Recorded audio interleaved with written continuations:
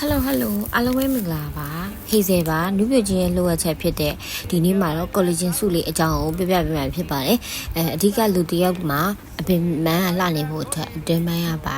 ကျန်းမာနုပြိုဖို့ပိုပြီးအရေးကြီးပါတယ်ဒီနေ့မှာတော့အသားရည်လေးကိုတင်းရင်ကြည်လေးဝင်ပါစေပြီးတော့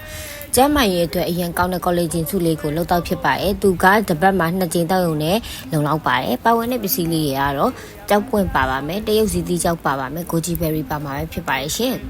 သူကဒီပါဝင်ပစ္စည်းလေးဒီ၄မျိုးနဲ့raw sugar လေးလည်းပါပါတယ်ရှင်သူကပါဝင်ပစ္စည်းလေး၄မျိုးနဲ့ရေနွေးလေးကျူချဲလိုက်ရုံနှစ်နာရီဝက်လောက်ကျူချဲလိုက်ရုံနဲ့ပေါ့နော်ဟင်းတစ်ခွက်ပေါ့နော်တရုတ်ရိုးရာစီလေးပဲဖြစ်ပါတယ်ရှင်ပင်မနှွမ်းနဲ့တမရကိုတစ်ခွက်တောက်လိုက်ရုံနဲ့ရင်အေးပြီးအားရှိသွားမယ်လူကြီးလူငယ်မျိုးတောက်လို့ရတဲ့ collagen စုလေးပါဓာတုဗေဒပစ္စည်းတွေအစားတဘာဝဆေးဘက်ဝင်ပစ္စည်းလေးတွေနဲ့ကိုခန္ဓာကို